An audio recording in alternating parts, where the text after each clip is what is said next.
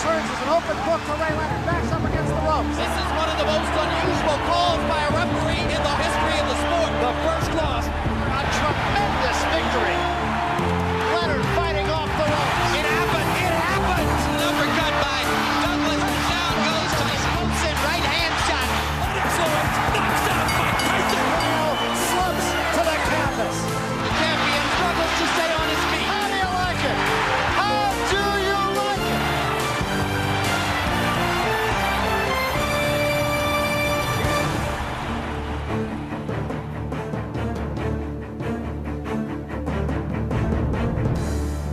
Hello, I'm Jim Lampley. Welcome to this look back at the stories behind Tyson Douglas, one of the most memorable fights in 30 years of boxing on HBO. Mike Tyson made his first trip to Tokyo in March 1988 for a rapid destruction of former titleist Tony Tubbs. By the time of Tyson's next Pacific crossing 2 years later, his life had become an earthquake, an unrelenting series of seismic tabloid shocks, and the specter of the big one loomed closer than anyone on this bad planet could possibly have imagined. In February of 1990, 23-year-old Mike Tyson was about to enter the ring for the 38th time in his professional career. The fight was taking place in Tokyo, Japan, and his opponent, as usual, was paid little heed. This was just another demonstration of Tyson at the peak of his powers. The culmination of a career that began with a ferocious and memorable debut in the mid-1980s. Right hand by Tyson. Right to the head, and it's all over. Oh, wow. Well, a lot of Tyson's early opponents were terrified because of his record and his manner, and the way he just came roaring out of the corner and was throwing punches nonstop. He was being fed a lot of stiffs and just reeling off these one-round knockouts. He was doing it so spectacularly and so routinely that you could hardly help but get enthusiastic about this. They're always drawn to the big punch. The big punch is something out of the primordial ooze that we cannot deny. Now, I've seen Tyson hit guys and just remove them from the consciousness of the earth. In 1986, Tyson, at age 20, became the youngest heavyweight champion in history. And we have a new era in boxing. He wasn't just winning fights, and he wasn't just knocking out everybody. I mean, he was knocking them out of the first round, and it looked like this was his destiny. By the end of 1989, Tyson had muscled his way to the top of the heavyweight ranks, and the only legitimate challenger left was Evander Holyfield. Their meeting was much anticipated, but slow in the making. So Tyson signed up for a quick payday against an undistinguished opponent, James Buster Douglas from Columbus, Ohio. A tall fighter with a generous reach, 29-year-old Douglas had shown flashes of a potential which had thus far gone unfulfilled. In 1990, Buster Douglas was just another heavyweight out there who looked like a sitting duck for Mike Tyson. Buster Douglas was one of the great underachievers of his time. He always was sort of perceived as a guy who didn't really like to fight. You know, he had a lot of tremendous physical talent. The big debate was, is anybody going to go to Tokyo to cover the fight? The only important stage that Buster Douglas had ever been on before this fight was against Tony Tucker, a good fighter. And he was beating Tony Tucker until he ran out of gas. That was interpreted as, this guy doesn't have heart, will, spirit, need, whatever it was. Only one betting parlor would put up odds on the fight, and that was probably just as a gag. They say it was 42 to 1, it was 1,000 to 1, or 1,000,000 to 1. No one gave us a prayer. If Tyson had the odds in his favor, the one thing Douglas could claim was a boxing pedigree, thanks to his father, William Dynamite Douglas, who fought professionally from 1967 to 1980. Bill was an aggressive fighter. He'd throw body shots a lot like Mike Tyson, and he had a left-right combo that'd take your head off. He had a heavy bag in his basement. He would work all day at a hard job, go home, hit this heavy bag, and train himself. My father took me in the gym when I was 10. He was a center leader at the local gym here. I was on him about, wanting to come in and box. Bill coached James, and he was probably harder on James than any one of his boxers because he wanted James to have all the opportunities that he never got in the professional race. Bill was a nice man, but he was a no-nonsense guy. Buster sort of took after his mother, was just a sweet, kind, nice lady. A lot of times James would want to play basketball in the gym, and Mrs. Douglas would come and get him out the gym and get him back into the boxing room so that he can continue his training. She wanted her son to be even better than her husband. Buster Douglas. After Douglas turned pro in 1981, in spite of his inconsistencies, he did go farther than his father had as a boxer. And in signing to fight Tyson, Douglas would have a chance, however far-fetched, to win the world title. But just 23 days before the bout, everything changed when Buster's mother, Lula Pearl, died of a stroke at age 47. I called James and I said, let's cancel the fight. He said no. I was more determined. I told him, I said, I'm all right. And I think that even helped the intensity even more. He told me that she would want him to go on. He was very close to his mom. Before she had passed, she come to his house and she was real worried about him fighting Mike Tyson because she had heard what an animal he was. And he goes, no, I'm okay, I'm gonna beat him. She had went and told one of her girlfriends, oh, Buster's gonna beat Mike Tyson, you know? So that really gave him confidence too. She was having her battles, but yet she was still looking out for her baby. I mean, that's love, you know? Soon after his mother's death, Buster resumed training, keeping his grief private until one moment after a workout, a few days before the fight. He had his head down with a towel over his head. And I picked the towel up and he was just sobbing. Just broke down, and it was because of his mom, you know. That's the first time that I had saw that, and I thought, oh, he just told me he missed his mom. In February of 1990, the boxing press, Mike Tyson, and a grieving but focused Buster Douglas traveled to Tokyo. The story of his mother's death had been communicated to us, but we didn't know at that moment that it had somehow galvanized him. He was, for this one big occasion, going to be the fighter of his dreams. We covered that fight almost as an afterthought, and we got there late in the week, and Tyson was sort of off limits or jetting around, I don't know which. At that point, the only person available was Douglas, because who wanted to talk to Douglas? Fear was a lot of Tyson's weaponry in the past when he was at his greatness. The fighters came in almost frozen, almost the prey of a cobra. But Buster Douglas, by his mother just dying, he had no fear. What do I care? That just happened to be the perfect timing that he had to fight a dissipating Tyson whose mind is going everywhere, and a lot of it's following Robin Givens' retreating figure. While Tyson seemed indestructible going into the fight, his personal life had been full of turmoil. His brief marriage to actress Robin Givens ended in divorce in 1988, amid allegations that Tyson had beaten her and that he was manic depressive. He was regarded as being in a morbid frame of mind because of his difficulties with Robin and the breakup of that relationship. And, you know, let's face it, Mike was known to be an unusual personality anyway. By late 1988, Tyson's behavior had become increasingly bizarre. Boxing champion Mike Tyson allegedly went on another emotional rampage. Tyson lost control of his BMW and Mike Tyson was found guilty yesterday of fondling. The champ's troubles continue to multiply. At the same time, Tyson was taking apart his old management team and bringing in the new, led by controversial promoter Don King. Gone were manager Bill Caton and longtime trainer Kevin Rooney. Replacing Rooney was Aaron Snowell, who soon found out that he had an uncooperative fighter on his hands. He no longer wanted me to run with him. He didn't want to be bothered. He said, if they come and get me to run, I'm leaving up out of here. And that was his attitude. In a workout in Tokyo, Mike was sparring with Greg Page, and he got hit and went down. He looked at me when he went down. I said, get up. And he got up and came over like this, and I wiped his gloves off, and I told him to go back in there. I had sat down one night, and I talked to Mike. I told him, you're not Superman. And the best that I know about this game, the things you've been doing and how you've been doing it, you're headed for a butt whooping.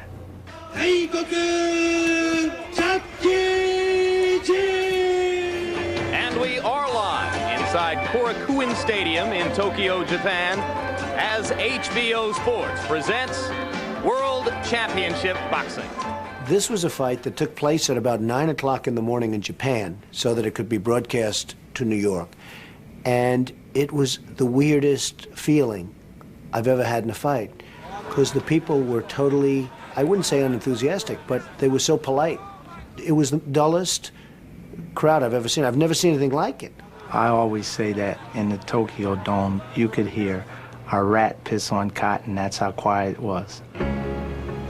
When I went over into the dressing room to check Tyson's gloves, he was walking like an animal in there, storming back and forth, looking at me like he wanted to kill me, you know. So Mike Tyson was ready to fight. And when I left the room, I told him, I said, you know, you're going to get your ass kicked. But I got out of there real quick when I told him that. When Douglas trotted into the ring, there was almost a sense of bemusement. We thought he was going to his doom, but he didn't.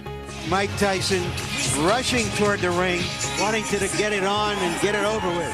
When he got into the ring, I could see that he wasn't in top shape. And plus I had heard, someone said he wasn't really doing any training and he was, you know, having a good time over there, and you can have a good time in Japan. But Douglas was in good shape. I remember that. James Buster Douglas.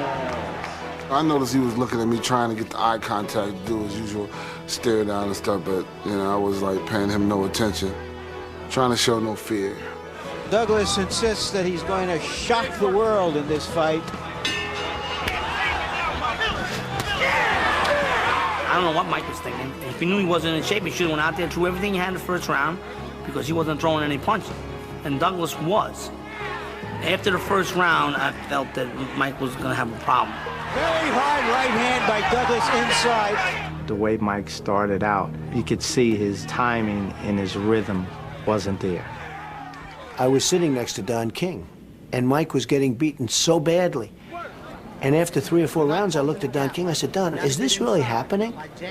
And I said, what's going on? He said, I don't know, but I don't like it. You're too flat-footed in there. Right. Okay? Trust in what you know. Do it. Let it go. Incredibly, the self-proclaimed baddest man on the planet was struggling in the ring. His problems were just beginning. By the end of the 4th round, swelling had developed over Tyson's left eye, and his corner was shockingly unprepared to help him. They had neglected to bring a standard piece of equipment called an end swell, an ice-cold steel press used to reduce the swelling around the eyes of a battered fighter. The disbelief didn't really set in until Mike's eye swelled and we began to watch what was going on in the corner. And suddenly it became clear they didn't have a cut man, they didn't have any equipment. Well, the rule of thumb for swelling is put a cold compress on it. I made a cold compress in a rubber glove from down on the floor.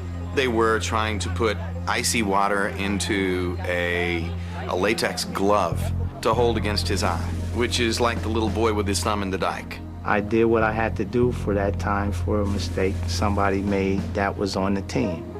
And being that I'm the leader of the team, I take responsibility. But it wasn't his eye being swollen. It was him making a mistake and getting hit with the punch. Whatever went wrong is because of me. You know what I mean? And that's what I keep my, you know what I mean? Because when it goes right, I always say it's because of me it went right. And regardless if you have the best quarterman in the world, if you can't fight, it's useless. If they'd had an end swell, it wouldn't have changed the outcome of the fight. You know what I mean? But it would have made them look a little better. This is high drama, and the crowd here is greeting it by and large with stony silence. And one of the things that was happening at ringside was you noticed the silence of the crowd. It was like they had gone to a movie and Godzilla was coming to eat up the town, and then, you know, Godzilla never showed up.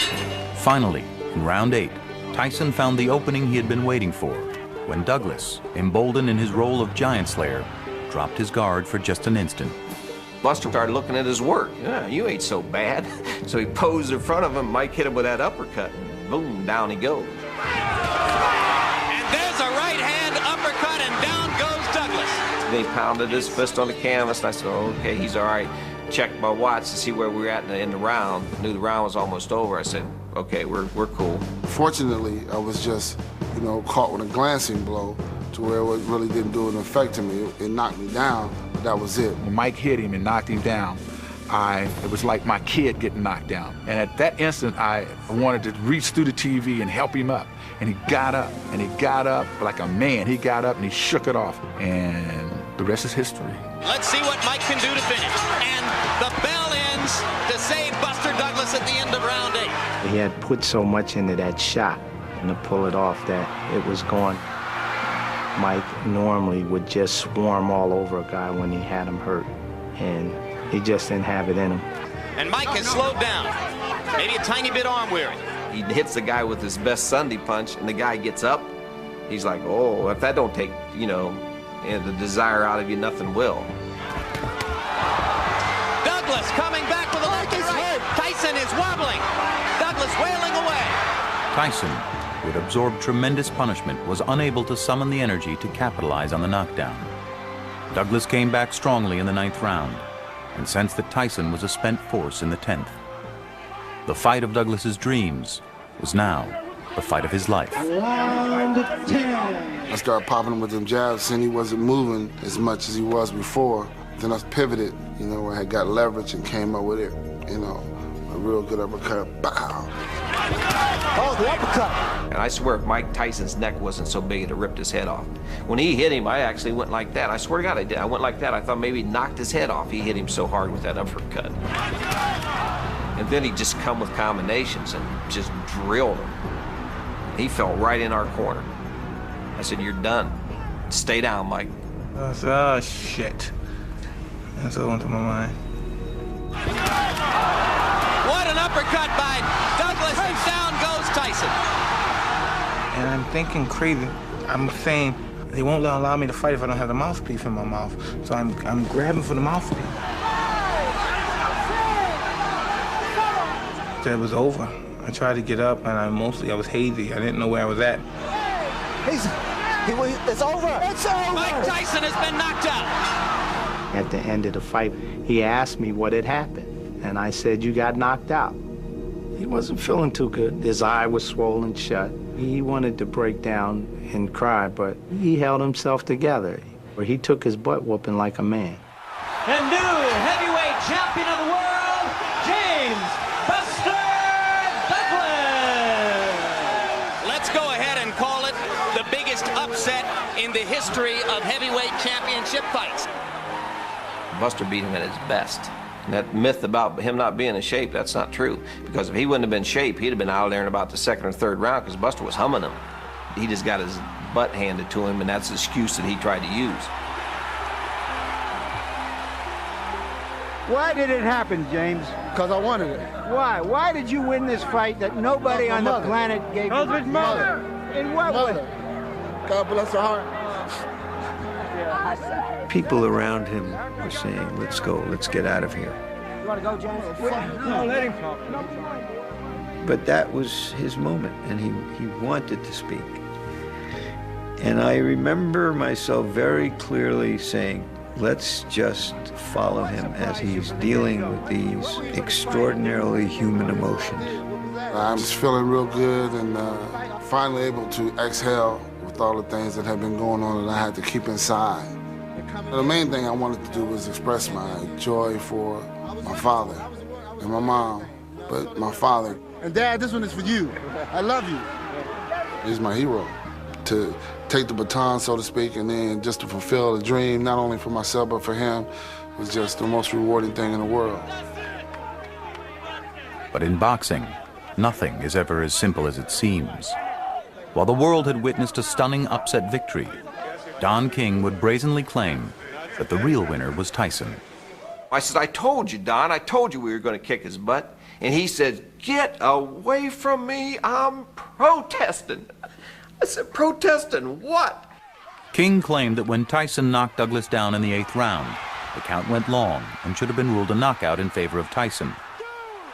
Though tradition holds that the defeated champion keeps his belts, in the chaos following the fight, Russell snagged one of Tyson's belts, figuring that in the event of a protest, Possession is 9/10 of the law. They were all looking for the belt. I gave it to Buster when we got back. I said that they could protest it, but they can't take the belt because we got the belt. And then it starts with the, you know, accusations. Well, they might not let you be the champion. You might have to relinquish the belt and fight again for the belt. You know, it's like, well, you might have won the fight, but you're not going to enjoy being champion. Word came that there was going to be a meeting back at the scene of the crime.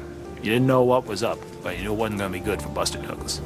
It was one of the most contentious press conferences I've ever seen. The door banged open and they walked to the side, and the image in my mind was, now you know what it feels like to be working at a 7-Eleven at 4 in the morning when they come in to rob you. And there's nothing that you can do. Here they come. Don King, perhaps because he wasn't in America, was behaving with amazing impunity and bravado. I mean, he just assumed that he could overturn this decision, this knockout, with no problem at all. And for a while, it looked like he would. Everybody has seen the facts, and the facts are irrefutable and incontrovertible. First knockout totally obliterated the second knockout, you know, claiming that Douglas had been knocked out. Well, Douglas hadn't been knocked out. The guy said 9, he got up. This is boxing baloney. This is not true. King went to the videotape, questioning the accuracy of referee Octavio Mayron's count. But according to boxing rules, the ref in the ring is the ultimate authority. And even if the count as executed by Mayron was slow, it was final. More important, Douglas was on his feet at 9 and ready to fight. Silenced by the public's vocal support for the new champ, King abandoned his quest to take back the title. When he came home, it was like nothing I'd ever seen before. The pride that the city had, there was so much excitement, and it was amazing how many people admitted they were on the bandwagon. We knew you were going to do it, Buster. And the news was just rocking with James Buster Douglas from Columbus, Ohio. He was like a king in this community because he represented someone getting to the top. We went to the parade and we went downtown City Hall, and they had this big stage set up, and as far as you could see, there were people. It was like hanging around with Michael Jackson, the Beatles, Elvis Presley. I always told him, I said, you're like Elvis Presley. Hanging around with you is like being with Elvis. Everybody wanted a piece of him, you know, because he was the guy that beat the baddest man on the planet. I was embraced, you know. That was cool, nice reception when I came back. But that was a lot of demands. You know, I got to do the talk shows. That was all right, but I'd much rather have been just at home, just chilling. Later that year, an overweight and underprepared Douglas was quickly knocked out by Evander Holyfield, losing his title, but gaining a $24 million payday in the process. Douglas retired to Florida, where he grew to the dangerously unhealthy weight of nearly 400 pounds and almost died in a diabetic coma.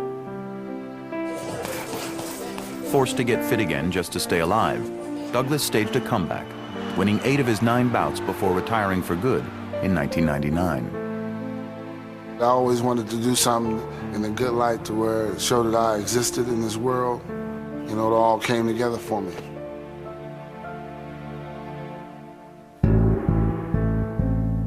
As for Tyson, after losing to Douglas, things would only get worse. He fought just 4 more times before being sent to prison in March of 1992 for the rape of a beauty queen. And after being released 3 years later on parole, he returned to the ring a caricature of what he once was. Between ear bitings and angry outbursts, Tyson continued to make headlines. But the aura of invincibility was gone. Looking back now, the Tyson-Douglas fight is really the beginning of the end for Mike Tyson, because Douglas exposed him as a guy that can be beaten if you're not afraid of him. Just keep chopping on him. Just keep chopping on him. And eventually he's going to go. And that's what happened. As you seen over there, he was flat on his ass. Yeah! The blueprint that existed for how to fight Mike Tyson was executed by Buster Douglas. Nobody knew that he was capable of it. The ring was his refuge.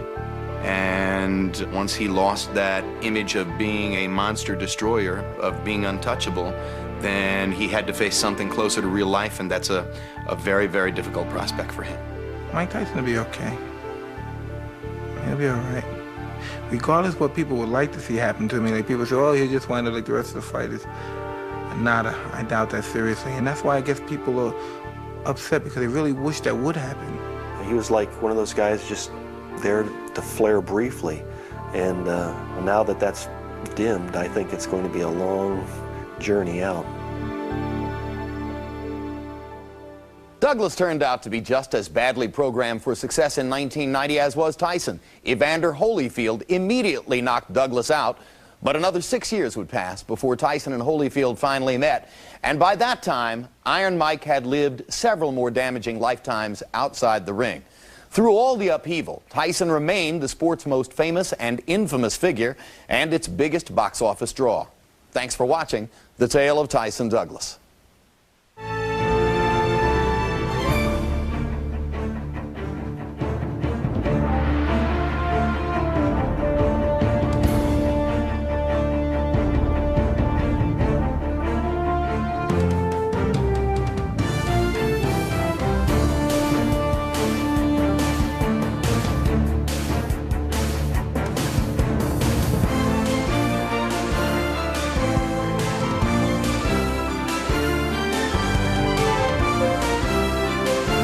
This has been a presentation of HBO Sports, the network of champions.